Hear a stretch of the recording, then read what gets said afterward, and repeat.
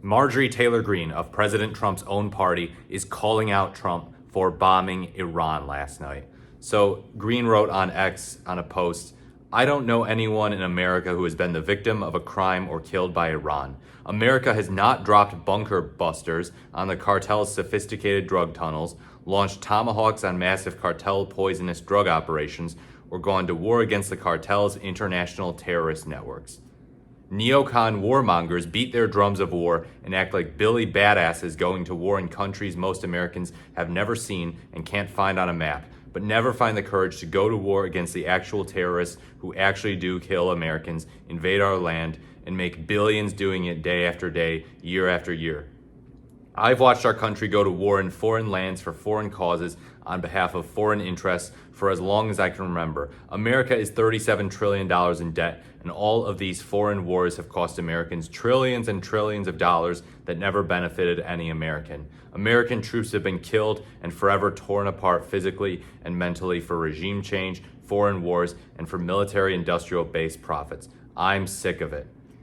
Now, Raw Story reports that Greene insisted she did not want to fight or fund nuclear-armed Israel wars. Quote, "I'm sick of funding foreign aid and foreign countries and foreign everything," the lawmaker ranted. "I can also support President Trump and his great administration on many of the great things they are doing while disagreeing on bombing Iran and getting involved in a hot war that Israel started."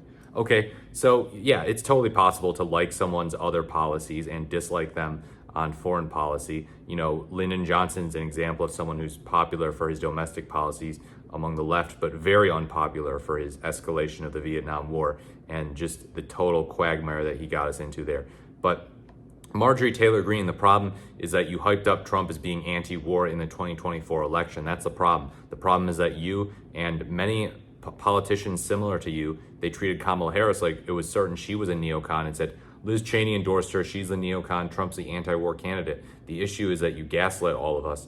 And so now, at least she's not gaslighting. At least she's going and saying, oh, this is bad, unequivocally. So it's like, we've got a minor step in the right direction, but it's too little too late. It's too little too late. You had the opportunity to prevent this from happening, and that opportunity was in the 2024 election.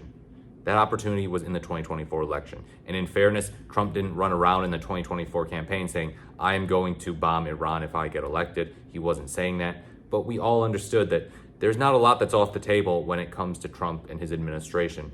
There's not a lot that's off the table, especially in the 2024 campaign, as opposed to the 2020 and 2016 campaign. I mean, those were unhinged campaigns too, but this was the most unhinged one ever, based solely on revenge. And so, yeah, it's very, very much too late and very weak of you to just be like, oh yeah, now we've got a problem here.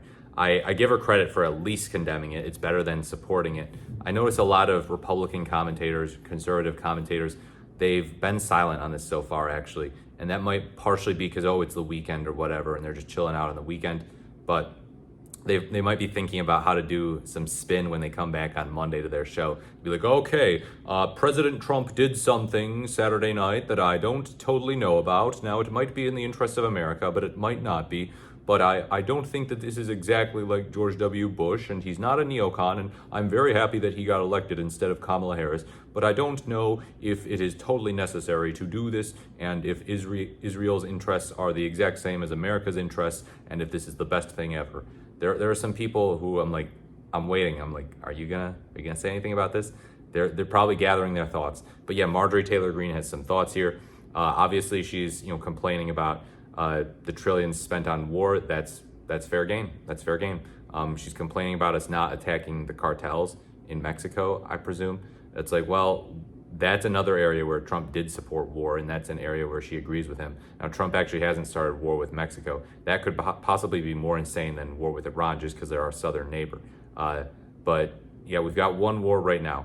We're at one for new wars. So much for no new wars. We're at one new war. We'll see how many get started after this. Trump supporters who are insisting it's not a war, you're wrong, it is a war. If any other country did that to us, we would say we're at war with them. So no, you cannot get out of this by saying, the strikes were actually not a war. They were just strikes, and it's gonna be an in and out thing. It was just a one action. It's not a war, it's a war.